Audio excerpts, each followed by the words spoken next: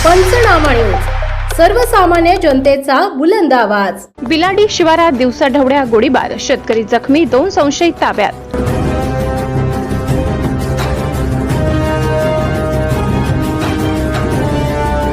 आर्थिक व्यवहाराच्या वादाचे हिंसक रूप, नंदुरबार परिसरात तणावाचे वातावरण।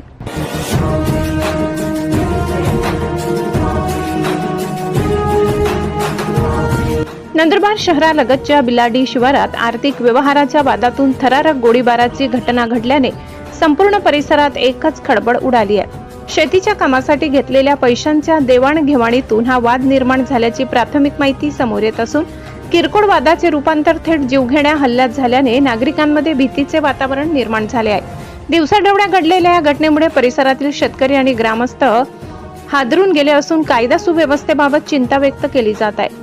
मिळालेल्या माहितीनुसार संजय माडी हे आपल्या शेतात काम करत असताना अचानक काही संशयित घटनास्थळी आले। सुरुवातीला मिळालेल्या माहितीनुसार संजय माडी हे आपल्या शेतात काम करत असताना अचानक काही संशयित घटनास्थळी आले। सुरुवातीला दोन्ही बाजूंमध्ये पैशांच्या व्यवहारावरून जोरदार वाद झाला। त्यानंतर संतापाच्या भरात आरोपीपैकी एकाने गावठी कट्ट्यातून थेट गोळीबार केल्याचे सांगितले जात आहे। अचानक झालेल्या हल्ल्यामुळे परिसरात एकच गोंधळ उडाला।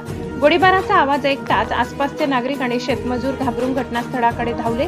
घटनेनंतर आरोपीने तातडीने तेथून पळ काढल्याची माहिती मिळत आहे। घटनेची माहिती मिळताच नंदुरबार पोलीस तात्काळ घटनास्थळी दाखल झाले। पोलिसांनी संपूर्ण परिसराची नाकाबंदी करत तपासाची चक्रे वेगाने फिरवली। श्वान पथक आणि तांत्रिक पथकाच्या मदतीने घटनास्थळाची बारकाईने पाहणी करण्यात आली।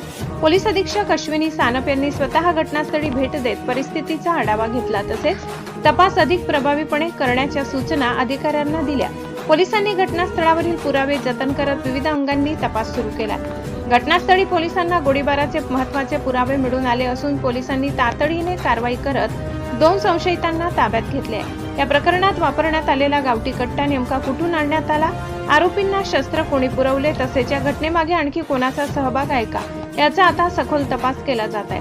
आर्थिक व्यवहारातून सुरू झालेला वाद थेट गोळीबारापर्यंत पोहोचल्याने नंदुरबार जिल्ह्यात मोठी खळबळ उडाली असून परिसरात तणावाचे वातावरण कायम आहे। कोणताही अनुचित प्रकार घडू नये यासाठी पोलिसांचा बंदोबस्त वाढवण्यात आला आहे।